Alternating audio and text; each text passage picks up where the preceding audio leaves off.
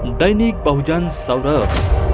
बहुजनों के सांस्कृतिक तथा सामाजिक आंदोलन का मुखपत्र। नमस्ते, जय भीम। मैं एडवोकेट डॉक्टर सिद्धार्थ कामरे, दैनिक बहुजन सौरभ का मुख्य संपादक। कल से 2 दिन से यही चल रहा था कि कांग्रेस जनता पार्टी का किस तरीक़ा से एंट्री होगी, नहीं होगी, परमिशन मिलेगी, नहीं मिलेगी, या फिर और किस तरीक़ा से होगा, ये सब चल रहा था। और पूरा देश लगा के ऐसा ये लगा के बैठे थे कि भाई क्या होगा कल दिल्ली में, किस तरीक़ा से होगा, या फिर नेपाल जैसा या बांग्लादेश जैसा कुछ होगा क्या। इंटेलिजेंस का एक रिपोर्ट आया शायद गवर्नमेंट को, और उन्होंने ये बताया गया कि ज़्यादा से ज़्यादा 1000 या 1500 के ऊपर में लोग नहीं आएंगे। तो गवर्नमेंट को भी लगा होगा कि बहुत सारी मुसीबत न करते हुए चलो भाई इंटेलिजेंस का रिपोर्ट है तो निश्चित रूप से उनको ये करो। अभी उन्होंने एक बात को ध्यान में रखा, ये गलती भी शायद की होगी कि उन्होंने शायद ये किया होता कि भाई चलो पुलिस स्टेशन से वो लेने वाले थे, संसद मार्ग पुलिस स्टेशन से, लेकिन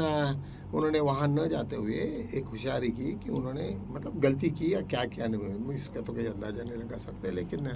उन्होंने जाके उनका परमिशंस का लेटर एयरपोर्ट में जैसे भी अभिजीत दीप के वहाँ उतरे तो उनके साथ में मीटिंग किया उन्होंने, और पुलिस वालों ने उनको कुछ समझाया और उनको वही लेटर दिया। इसके वजह से उनको पुलिस स्टेशन जाने की ज़रूरत नहीं पड़ी। फिर कुछ खबरें ऐसी आई कि वहाँ से बस भर के कुछ लोगों को ले जाया गया इधर उधर, और आखिर में सब लोगों को अनाउंस किया कि भाई आपको जंतर मंतर अलाउड हो गया है और आप वहाँ पे जाइए। सबको 10-11 बजे तक तो ऐसे लग रहा था कि 10:30 बजे तक कि बहुत कम लोग आए, कम लोग आ गए, लेकिन जो बाद में ऐसे आए स्टूडेंट्स आए कि जिसके वजह से इतना पैक हो गया वो जंतर मंतर कि कभी वहाँ इतनी गर्दी नहीं होती है। लेकिन ये पूरे के पूरे जो रिकॉर्ड्स थे गवर्नमेंट के सब टूट गए, और गवर्नमेंट के अगेंस्ट में बहुत बुरे नारे लगे, और सबको लगा कि भाई एक बहुत बड़ा फोर्स पैदा हुआ। जब वो उनको परमिशन मिली थी तो स्पेसिफिकली कंडीशंस थी वहाँ कि ये वहाँ पे हम लोग 5 बजे तक हमारा प्रोटेस्ट ख़त्म हो जाएगा, 5 बजे हम जाएंगे। इन लोगों ने भी लिख के दिया, लिखित रूप से था, तो निश्चित रूप से गवर्नमेंट के साथ में जब तुमने कोई कॉन्ट्रैक्ट किया या कुछ लिख के दिया तो निश्चित रूप से उसका पालन करना पड़ता। इसलिए कांग्रेस जनता पार्टी ने अपने स्टैंड को लेते हुए 5 बजे के पहले ही अपना ये प्रोटेस्ट का ये पूरा बंद किया। उसके पहले खबर आई कि 4-4:15 बजे के पास में अभिजीत दीपके को कुछ तुरंत कहीं तो भी ये चले गए, कहीं तो भी बाहर गया, शायद कोई तबीयत का कोई इशू था, और क्या हुआ नहीं मालूम, शायद हो सकता ओवर एग्जर्शन आने से और काफ़ी प्रेशर आने की वजह से उनकी तबीयत खराब भी हो गई होगी, कहीं हॉस्पिटल नहीं मालूम किसी को। ऐसे सिचुएशन में एक बात तो बड़ी ये हुई कि सरकार को एक जेंजी लोगों को, जेंजी मतलब जो भी 18 से 17 साल से तो 40 तक या 35-38 तक का जो भी एज ग्रुप है वो उसमें शामिल हो सकते थे। इस टाइप का ये जनरली जेंजी का ये ऐसे ही उनका एक पर्टिकुलर डेफिनेशंस में आते हैं। तो जब उनका सब चालू हो गया और ये सब होने के बाद में वहाँ से वो 4 बजे निकल गए। सबसे इम्पॉर्टेंट बात और ये पूरे इसके महत्व की बात कि भाई गवर्नमेंट के सामने में इतने हज़ारों लोग हैं, अच्छे ब्यूरोक्रेट्स हैं, सब बड़े बड़े लोग हैं, उसमें कोई दिक्कत नहीं है कि किसी को भी एजुकेशन मिनिस्टर बना के ये सब मैटर को ख़त्म कर सकते थे। क्या ज़रूरत थी कि क्यों उन्होंने इतना सारा कई दिनों से बीजेपी के अगेंस्ट में इतना सारा संभावनीय ये चल रहा है, सब तांडव चल रहा है, और इसके पश्चात भी वो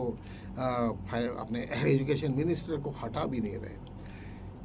प्राइम मिनिस्टर असह्य है, आरएसएस इसमें है, और हटाए होते तो क्या होता था, ऐसे कौन सा पहाड़ आके पड़ता था। तो आप लोगों को थोड़ा सा उसका भी चिंतन करना पड़ेगा कि हमारे यहाँ का जो पर्टिकुलर जो ये है एजुकेशन है वो एक पर्टिकुलर पैटर्न्स में है। अभी इन दिनों में 90% लोग हमारे कॉलेज में पढ़ते नहीं हैं, और न पढ़ने की वजह से सब के सब 90% लोग स्टूडेंट्स वो इनके ऊपर में कोचिंग क्लासेस पे चलते हैं। मुझे ऐसी खबर आई है कि बहुत सारे ट्यूशन क्लासेस इस बेस पे चलते हैं कि वहाँ पे आखिरी में कुछ ना कुछ ऐसे इंपॉर्टेंट क्वेश्चंस देते हैं कि जिसके वजह से वहाँ के बच्चे टॉपर होते हैं। अभी क्या सच है क्या नहीं है इतना तो मुझे नहीं मालूम, क्योंकि हम लोग नहीं, लेकिन कई स्टूडेंट्स ऐसे बताते हैं कि भाई पर्टिकुलर ट्यूशन क्लासेस में यदि जाने से तुम्हारा रिजल्ट बहुत अच्छा लगता है, और वो बड़े बड़े फलक भी लगाते हैं कि भाई इसको 98% मिले, 99% मिले, इस टाइप के 96 मिले, 97, ऐसे बड़े बड़े चिपकाते हैं। वो इसलिए करते हैं क्योंकि उनका दुकान भी चलता है, सब लोगों की ये चलते रहती है। अभी पेपर फूटने से कौन लोगों का बेनिफिट होता है?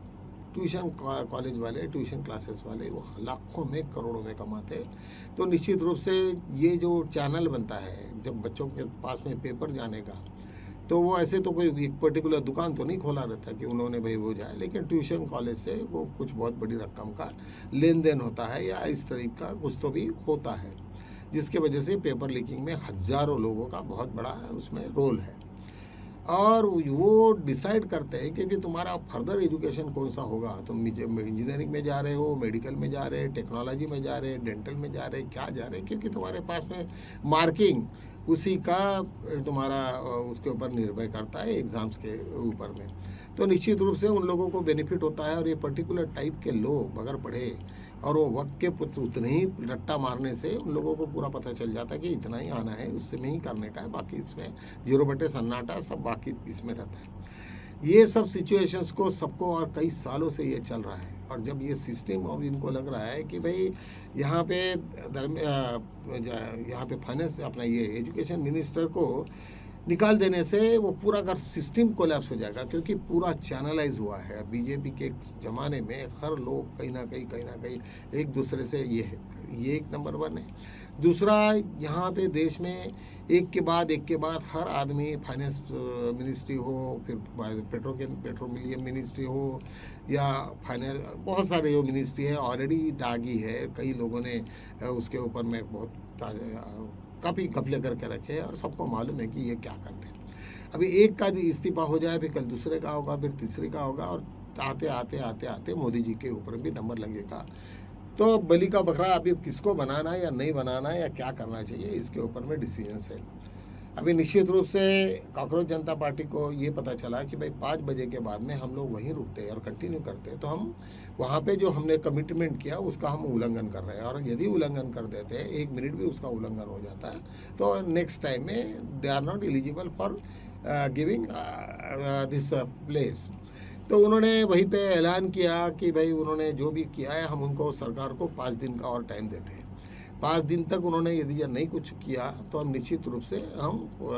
अगले सैटरडे के दिन हम फिर दोबारा यहाँ पे असेंबल होंगे और पूरे भारत में इसी टाइप का प्रोटेस्ट चलते रहेगा। ये करके उन्होंने सबको थैंक्स बोला और सब लोग निकल के आए। इसके बाद में बहुत सारी निगेटिविटी भी आई हर जगह पे, हर बड़े बड़े इसमें जब ऐसे प्रदर्शन होते हैं तो वहाँ पे कुछ ना कुछ लोग गुंडागर्दी ये वो सब चलते रहते हैं और उसके ऊपर में जानबूझ के कुछ लोगों का फोकस होते रहता है। वैसे ही कुछ लोगों ने एंटी कुछ तो बातें चली। अभी खैर ये बच्चों को तो इतना नहीं मालूम, लेकिन सीजन पॉलिटिशियन रहते हैं, उनको सब मालूम रहता है और बराबर उसको हैंडल करते हैं। बहुत सारे वीडियोस उसके ऊपर में उन्होंने हाईलाइट किया कि इन लोगों का इस तरीक़ा से हुआ, फ्लॉप हो गया। कुछ लोगों को ये नहीं पता चला क्या हुआ, क्यों जल्दी भाग गए, क्या कारण था। अरे वो उन्होंने ऑलरेडी कमिटमेंट किया था कि 5 बजे तक, ये तो फिर वायलेशन होता तो फिर